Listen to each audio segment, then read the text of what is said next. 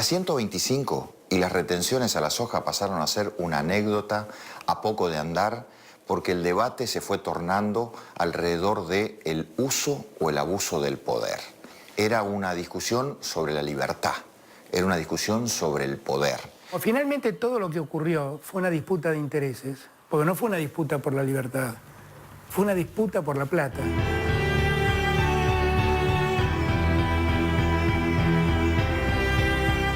Era una actitud como angurrienta, como voraz que tenía el campo de no querer ceder absolutamente nada. Esto sin perjuicio de que creo que la 125 estuvo mal hecha y que debió hacerse de otro modo. Digo. Yo creo que Martín cometió muchos errores en la 125. Creo que fue una resolución mal hecha, definitivamente mal hecha. El error, obviamente, el error fue que toda esta medida se hizo después que la gente había hecho su siembra. Entonces, cuando ellos estaban calculando sus ingresos, vino esta ley o vino este proyecto de ley que parecía que les arrebataba algo que les era propio, lo cual, depende cómo lo mires, había razones de un lado y razones del otro. ¿Y saben por qué discutimos muy fuerte? ¿Y por qué hay tantas cosas dando vuelta? Porque estamos discutiendo 2.200 millones de dólares. Estamos hablando de plata, de intereses.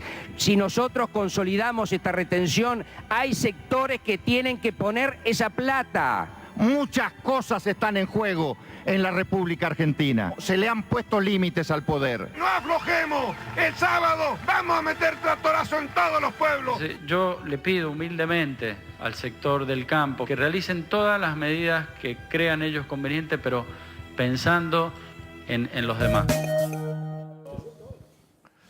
Mira lo que dice Pedro Salas. ¿Cómo decía Pedro? Qué interesante sería escuchar a los mismos actores que hoy son gobierno. ¿Qué pasa? ¿Qué dirían si hay un corte de ruta hoy de productores? ¿Y qué van a decir? Lo que decía el gobierno anterior cuando los actuales estaban cortando. No, pasa siempre, es un poco la historia de la Argentina, de defensa de los intereses, ¿no? Pero ¿es la libertad? ¿Era la libertad la pelea por la libertad o por la plata? O las dos cosas. ¿Qué piensan ustedes? Me parece que había una mezcla de todo, ¿no? Y hoy transcurrido 10 años y conociendo un poco más, habiendo palpado desde adentro una de las entidades, habría que ver cuántos intereses más había que los propios nuestros, ¿no? Hoy, sin duda, a ver, una explicación sería qué hubiese pasado si en ese momento la relación presidencial con digamos, el poder de prensa o con, ¿cierto?, hubiese sido distinta. Claro. Yo creo que lejos estaríamos de haber llegado a un nivel de la 125. Entonces, son muchos análisis que hay que hacer. Uno, en lo personal, uno defendía lo que nos cuesta todos los días, llegar, poder producir, sobre todo seguir siendo productor, que es un legado que uno tiene. Después ahí fueron muchos matices, ¿no? Pedro. Es para cuestión, yo creo que nunca hubo tanta libertad como en ese momento, porque la expresión, digamos, la crítica y todo lo que se dio, no me recuerdo en mis 54 haberlo vivido con tanta, como se vivió en ese momento, que quizá muchos perdieron los límites, se corrieron mucho y pasó quizás ahí donde creo que nace muy fuerte el poder mediático. Bueno, yo ahí tengo una pequeña diferencia en el sentido que cuando a mí me dicen ¿en qué momento viviste de tu vida con mucha libertad? No puedo dejar de pensar en el año 83 cuando llegó Alfonsín al poder, o al gobierno, no sé si llegó al poder. Pero al margen de eso, que en todo caso es un matiz, yo creo que había discusión sobre dinero. No sé quién es el que hablaba, que decía hay gente que va a tener que poner la plata, un legislador. Sí. Sin lugar a duda había una discusión. Cada vez que se discute sobre un impuesto, hay alguien afectado y que siente la necesidad de reclamar, digamos, eso es inevitable, ¿no? Es más, ha habido muchos sucesos en la historia importantes que surgieron a partir de un problema impositivo, digamos, ¿no? Hasta guerra. ¿no? El nacimiento de Estados Unidos, claro, de en la discusión sobre el tema. La guerra impositiva contra el rey. Pero digo, también creo yo había una discusión en la gente que estaba en contra, que participaba más activamente, en la sensación de que no lo habían escuchado cuando había que escucharlo. Y eso tiene que ver con una cosa muy importante cuando pensamos en una sociedad democrática y en la construcción de consenso. Si no se hace un esfuerzo muy grande para construir los consensos, está el riesgo de que se presenten estas fracturas y esta conflictividad, ¿no? Se fue una de las pocas situaciones donde se fue fuerte al choque, ¿no? Muy fuerte, muy fuerte. Y sin lugar a dudas había, además de los intereses específicos de los productores, como decía él, seguramente había otros intereses. Y de hecho eso se reflejó en los posicionamientos políticos de distintos dirigentes. No, claro. Y creo que es legítimo que lo hagan, además. Y me recuerdo que en ese momento es como que se impuso la muletilla esta, diálogo y consenso, ¿no es cierto? Ese diálogo y consenso que yo nunca pude entender qué significaba. Digamos, ¿por qué? Porque en términos políticos no se lo vio reflejado, porque yo siempre decía, diálogo, perfecto, consenso, ¿para qué y sobre qué objetivo? Digamos, porque se pueden tener diferencias, le maticen los productores, no es lo mismo un productor del norte de Córdoba que del sur o de Belville, o sea, o detrás de la sierra, es totalmente distinta la realidad de cada uno, partiendo hasta el tipo de tierra, el sistema de riego o cualquier otra condición de producción. Entonces, ese consenso, por eso nosotros asumimos la condición de decir, tenemos que ir hacia un consenso de una discusión agroindustrial, agroalimentaria. Tenemos que generar consenso para que eso, tenemos que poner objetivos, plazos, diseños, promociones, impuestos, para que sea un logro y eso genera, creemos desde la rural, una discusión que no se está dando, no se da, digamos, tampoco se la da dentro de las mesas de todo lo que es el gremialismo agrario. No está presente. Sí, en ese momento el diálogo no existía, ¿no? O sea, ya cuando se llegó a un nivel de confrontación, yo recuerdo uno que estaba en la ruta, estaba esperando ansioso algún discurso de la presidenta en el cual de alguna manera diera una señal, algún tipo de retroceso, porque fue muy difícil estar tantos días así en la ruta. Más allá ¿Cuántos días estuviste vos? Y todos. Todos los días, 129. Sí, todos. Había carpas, había caravanas. Había mucho asado. Mucho asado. Mucho asado. Sí, yo no lo tomaría así. Nosotros, o sea, a mí me lo dijeron así muchos productores. Sí, pero no. O sea, nosotros la vivimos intensamente. Y yo no lo viví en lo particular de ningún punto de vista ni ideológico ni nada. Lo viví como productor, claro, pensando que otra vez uno iba a salir fuera del sistema. Ahora, fueron muchos días y ya no se podía más sostener eso y uno estaba esperando algún mensaje que el gobierno se diera en algo como para volverse a su casa. Y creo que ninguna de las partes quería ceder absolutamente nada. Y bueno, ahí terminó con ese voto que trajo, creo yo, la paz que necesitábamos todos.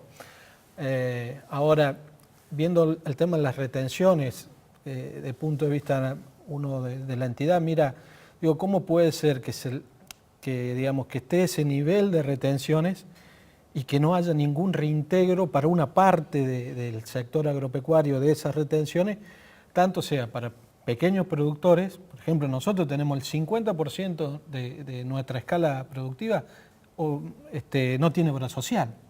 Y vos me decís, Carlos, pero tienen camioneta, sí, pueden tener una camioneta, pueden tener el tractor nuevo, pero hay también una cuestión cultural, que cuando la renta a lo mejor no alcanza, el productor muchas veces piensa primero en cambiar el auto o en cambiar el tractor en detrimento a lo mejor de su salud.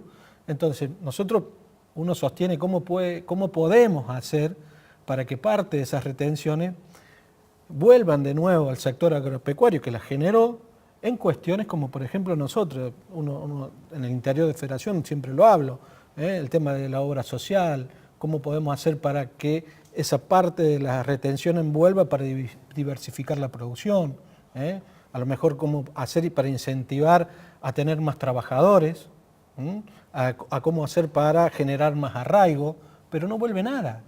O sea, son retenciones que muchas veces se la toma para el Estado, como dice el economista, para cubrir un déficit, ¿cierto? Pero tanta renta que le sacan al campo, la pregunta es, bueno, ¿por qué cuando se la sacan no generan una política activa para equilibrar esas deficiencias que tenemos, porque en el campo no somos todos igual. Vamos a ver la perspectiva que tiene hoy, después de 10 años, alguien que también tenía gran poder dentro del gabinete de Cristina Fernández. Hablamos de Alberto Fernández, ya distanciado de aquel núcleo político. ¿Cómo lo vivió en aquel momento y cuáles hubieran sido los caminos a seguir? A ver. 125 fue una resolución que trató de generar recursos para el Estado cuando Martín observó que el mundo iba a entrar en una crisis que efectivamente ocurrió. Allá por el mes de enero, febrero, me anticipó lo que después fue la caída de Lehman Brothers y la explosión de la burbuja hipotecaria. Y me advirtió que eso lo que iba a generar era una retracción en la economía central, del mundo central, y que el mundo de la periferia, donde estamos nosotros, iba a padecerlo. Martín ideó después lo que fueron las retenciones móviles, que tenían el propósito de, en un momento en que sin duda la soja tenía un precio extraordinario, en ese momento estaba en el orden de los $370, más o menos como ahora, $370, que a medida que si el precio subía, la retención crecía, pero si el precio bajaba, la retención, el porcentual de retención también bajaba. Y pareció algo inicialmente lógico. Yo me acuerdo que cuando Martín lo fue a presentar, la única preocupación que yo tenía, como buen ministro político que era si se había hablado con las organizaciones del campo, y Martín me dijo que estaba todo conversado, y yo me quedé tranquilo. Pero después pasó todo lo que pasó. Y lo que ocurrió es que lo que se inició como un conflicto gremial agropecuario, se convirtió en un conflicto político. Porque la demanda ya no fue de los agentes del campo, fue de los dirigentes opositores. Y allí todo cambió, yo siempre rescato, por ejemplo, la actuación de Eduardo Bussi y siempre rescato la actuación de Luciano Míguez. Como moderado. Absolutamente, como gente que quería firmes en sus posiciones, pero que querían encontrar una solución. Y después rescato otros enloquecidos, ¿no? El que es senador ahora, que gritaba minga, me van a hacer arrodillar, que era un loco suelto. Y Biolcati, que se animó a ir a lo de Mariano Grondona, a decir que Cristina le quedaba poco tiempo y que Cobo se tenía que probar la banda. De estas cosas no hay que olvidarse, ¿no? También es cierto que se dice que nos pusimos muy firmes, pero la verdad que nosotros flexibilizamos mucho la resolución. Sí. ¿No? La resolución inicial le pusimos todos esos subsidios, nos comprometimos a que todo lo que ingresaba estaba destinado a salud y educación, la mandamos al Congreso. Miren todo lo que cedimos. Pero lo que sí es verdad es que la rigidez técnica de la resolución no fue alterada. Y esa es una de las cosas que yo más lamento, porque yo creo que si hubiéramos corregido el error de Martín, hubiera sido todo más fácil. Bueno, se hablaba también de una actitud angurrienta del campo en esta protesta. Toda la culpa es de Martín Lustó. Sí. Yo creo ahí, una de las cosas que dice Fernández, que me parece que es de una gran sinceridad, dice, bueno, estamos buscando recursos, por esto que yo decía antes. En realidad, si durante el periodo de superávit fiscal, y haciendo referencia a que no vuelven cosas al sector, por ejemplo, hubiera habido un programa de inversión de parte del sector público en infraestructura, que es una cosa central para un país tan extenso como Argentina, la red caminera, lo que fuera, la red ferroviaria, seguramente hubieran ayudado, pero es cierto que la resolución, bueno, lo dije hace un momento, la resolución técnicamente tenía muchos déficits. Obviamente, digamos, dar como un elemento así de apertura, decir, la mandamos al Congreso, bueno, sabe, porque es un abogado destacado, Fernández, que las normas tributarias las tiene que dictar el Congreso. Y era razonable que la mandaran al Congreso. Digo, era razonable para quien tenga convicción de la importancia de la vigencia de las instituciones, por un lado el legislativo, por otro lado el ejecutivo. O sea que, en realidad, lo que sí flexibilizaron fue esto de decir, bueno, vamos a tratar de incorporar algunos subsidios para los sectores que puedan resultar más perjudicados según el tamaño de la explotación o lo que fuera. Pero, sin lugar a duda, la resolución estuvo mal hecha y sin lugar a duda fue porque habían entrado a caminar en un déficit importante. Y una cosa que dice y que no es cierta, que ellos veían que venía la crisis, la crisis de los derivados me refiero, en realidad no vieron eso. Yo tengo presente un discurso por cadena nacional de la presidenta Fernández, en la cual decía que en realidad Argentina estaba al margen de los problemas que tenían en Estados Unidos, porque en realidad nosotros estábamos fuera del sistema financiero y entonces no nos iba a impactar. Que es una mirada bastante precaria del funcionamiento del capitalismo global, pero además yo en aquella época en unas charlas solía dar, digamos, como en sentido irónico, es decir, es como cuando a mí me preguntan por los incendios y me dicen, ¿qué tal? ¿No llegó a tu casa en Ascochín? Y yo le digo, no, yo estoy tranquilo porque se me quemó el año pasado. Argentina ya estaba en una situación complicada internacionalmente, con una situación fiscal complicada. Era claro que se le empezaba a trazar el tipo de cambio y era claro que la inflación era cada vez más importante, porque en los primeros años del gobierno del presidente Kirchner, en realidad la inflación había sido primero de un dígito, bueno, después se había ido aumentando y era claro que estábamos engendrando un problema complejo. Y bueno, en ese momento, porque es fácil el día lunes decir el resultado del partido, en ese momento se ve que las autoridades, no creo que haya sido Lustó solo, por supuesto, decidieron, dice, bueno, necesitamos recursos, y aparecía esta coyuntura de precio internacional alto de la soja como una oportunidad de captar recursos de la renta agraria. Y se tocó una fibra que estaba ahí oculta, ¿no? Pero había sensibilidad en todo esto, por esto que, como señalabas también, Carlos, de la falta de diálogo, no se lo recibía el campo, había mala onda con el campo. Sí, hay que ver qué análisis hacían del otro lado, ¿no? También, a ver, yo a veces supongo que esto también podía tener algún rédito político, porque si bien se peleaban con el sector más pujante que económicamente, que genera tantos recursos para todo el país y genera trabajo, pero también se sabe que cada vez somos menos los productores.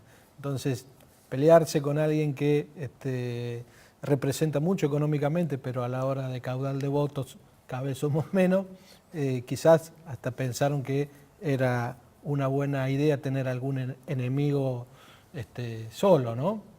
Y bueno, las cosas después surgieron como surgieron, pero yo vuelvo a hacer hincapié a eso. Me parece que mucho tiene que ver también con otros intereses que van más allá del económico y productivo. Me parece que había una gran pelea por otro tipo de poder, el poder político y el poder de los medios. Y ahí uno puede ver, cierto, que quizás no teniendo esa pelea, habría que ver qué rol le daban, por ejemplo, a De Angeli. ¿Qué pasaría si los medios hegemónicos en ese momento, digamos, mostraban a Alfredo de otra manera? Creo que, vuelvo a decir, se dio un combo de cosas. Hoy a 10 años uno tiene otra formación, tiene otra mirada y nosotros vamos a seguir luchando por las políticas públicas diferenciadas. Creo que eso es lo que necesitamos los productores. Si bien en el último año se logró una experimentación que benefició a 57.000 pequeños productores, creo que ese era un objetivo que deberíamos continuar con eso, pero a la llegada del nuevo gobierno los eliminaron, ¿no? Bueno, vamos a establecer otra pausa y de seguida vamos a hablar más sobre esto, ya asomándonos al cierre de este programa. Se dieron varias dicotomías en todo este conflicto, ¿no? Otras dicotomías fueron los autoconvocados versus la mesa de enlace, algo que parecía estar fuera de control, ¿no? Más allá, en paralelo del gran choque y conflicto entre productores y gobierno en aquel momento. Esto es Debates, estamos hablando de los 10 años que han pasado ya, aunque parezca increíble, de la aplicación de la resolución 125 que implicaba retenciones móviles para los cereales en la República Argentina y que desató un conflicto de 129 días. Ya venimos.